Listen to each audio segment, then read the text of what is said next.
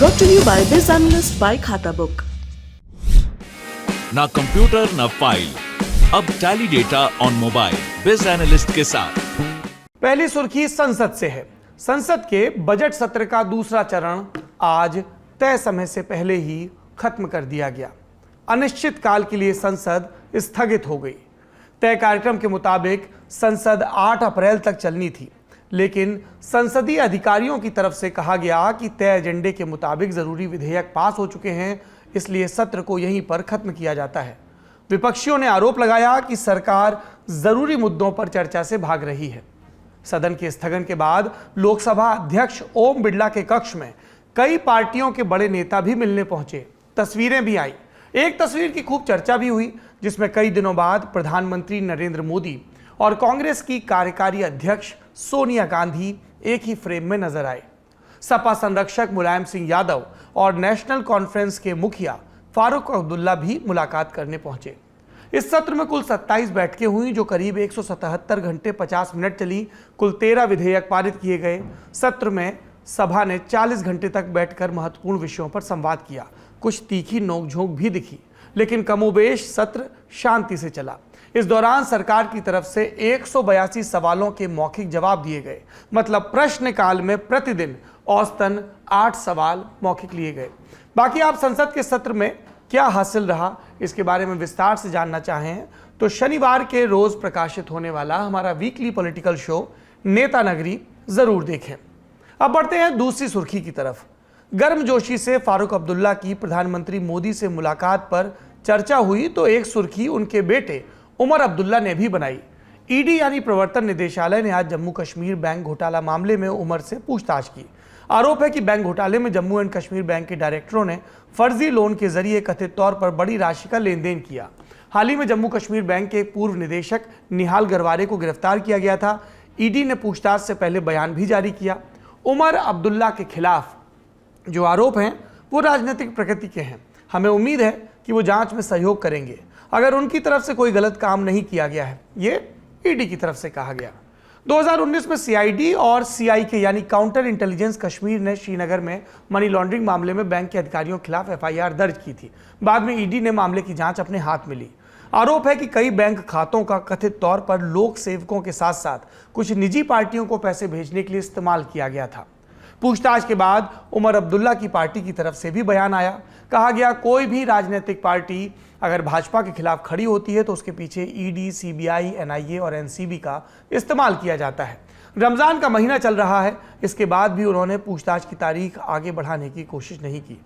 केंद्र सरकार को जांच एजेंसियों का गलत इस्तेमाल करने की आदत पड़ गई है, ये उनकी तरफ से कहा गया। तीसरी सुर्खी महंगाई के मोर्चे से।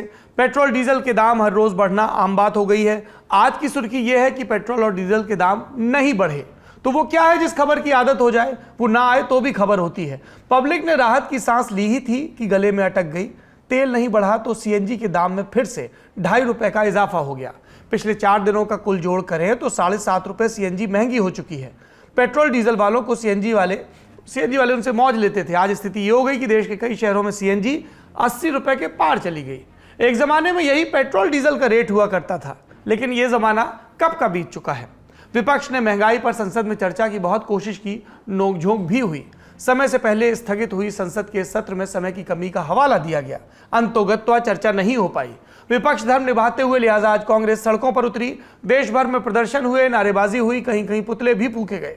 कांग्रेस के अलावा विपक्ष के कई और नेताओं ने भी सरकार को इस मुद्दे पर घेरा। सुनिए आम आदमी पार्टी के सांसद संजय सिंह ने क्या कहा। देखिए, मुझे ये लगता है कि इस देश की जनता ने ऐसे लोगों के हाथ में देश की सत्ता दे दी जिनका उनकी जिंदगी के जुड़े मुद्दों से कोई लेना देना नहीं।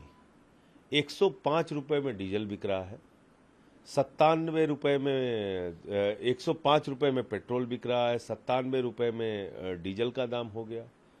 हर दिन स्लो पॉइजन देते हैं, सुबह उठिए 80 पैसे बढ़ गया, 80 पैसे बढ़ गया। तो इसका मतलब कि महंगाई अगर कंट्रोल कराना है आपको भारतीय जनता पार्टी की सरकार से, मोदी जी से, तो इनको चुनाव में हराना पड़ेगा। अगर ये चुनाव जीतते जाएंगे तो इनके मन में अहंकार रहेगा। आज आप देखिए, किसी चीज से मतलब नहीं, ना महंगाई पे बात करते हैं, ना एजुकेशन पे बात करते हैं, ना हेल्थ पे बात करते हैं, ना आम आदमी की ना किसानों के आमदनी दोगुना करने पर बात करते हैं। कोई मतलब ही नहीं है। विपक्ष के आरोपों के बीच जवाब सरकार की तरफ से भी आया। सुनिए केंद्रीय मंत्री अर्जुन राम मेघवाल ने क्या कहा। हर तरह से महंगाई पे चर्चा की और हमारी तरफ से वित्त मंत्री जी ने जवाब दिया महंगाई पे, पेट्रोलियम मंत्री ने जवाब दिया महंगाई पे और विदेश मंत्री जी ने जवाब दिया महंगाई पे। इतनी ज्यादा चर्चा हुई, इतनी ज्यादा रिप्लाई हुई महंगाई पे, लेकिन वो सेटिस्फाइड नहीं है फिर भी। नहीं, वो तो मेरे ख्याल में सरकार के किसी भी काम से सेटिस्फाई नहीं होंगे।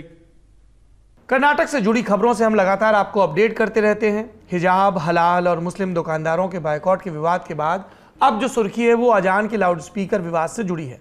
पिछले दिनों कुछ अतिवादी हिंदू संगठनों की तरफ से मस्जिदों में लाउडस्पीकर पर बैन की मांग उठी।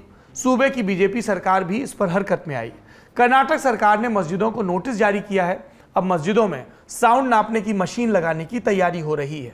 अकेले बेंगलुरु पुलिस ने ही 300 से ज्यादा मस्जिदों, मंदिरों, पब और बार को नोटिस दिया, जिनमें सबसे ज्यादा 125 मस्जिद हैं। कर्नाटक के पंचायती राज मंत्री के.एस. ईश्वरप्पा ने इस पर कहा कि मैं सुनता आ रहा हूं कि लाउड स्पीकरों पर होने वाली अजान से छात्रों को दिक्कत होती है। इस समुदाय के लोग लंबे अरसे से इस परंपरा को मनाते आ रहे हैं। ये एक ऐसा मुद्दा है जो उन्हें अपने बच्चों की पढ़ाई से भी जोड़ता है, क्योंकि उनकी पढ़ाई प्रभावित हो सकती है। विपक्ष ने क्या कहा, आरोप लगाया कि अगले साल होने वाले चुनाव के लिए बीजेपी ध्रुवीकरण को धार दे रही है। सुनिए। The Karnataka, what the government has created and how the Congress also react. On this issue, Kumaraswamy is taken war path against both BJP and Congress, but BJP is only normal issue. In Bharatiya Janata Party, every day created the restlessness for the Muslim community. Hindu मुस्लिम, मंदिर मस्जिद, अजान, हिजाब, हलाल, पाकिस्तान, यही सब उनके लिए मुद्दे हैं। उनके मुद्दे रियल इश्यूज ने, रियल इश्यूज पे बहस ही नहीं करना चाहते, एक तरफा अपना भाषण देके निकल लेना चाहते हैं। कभी नींद में खलल की दलील के साथ तो कभी किसी और बात पर मस्जिद में लाउडस्पीकर बैन की मांग समय समय पर उठती रहती है। इस बार बात कहां तक जाएगी वक्त बताएगा। समर्थक ये भी कहेंगे कि नोटिस और ये जो साउंड नापने का जतन है ये सिर्फ मस्जिदों तक सीमित नहीं है, तो कानून की दृष्टि में सब बराबर हैं।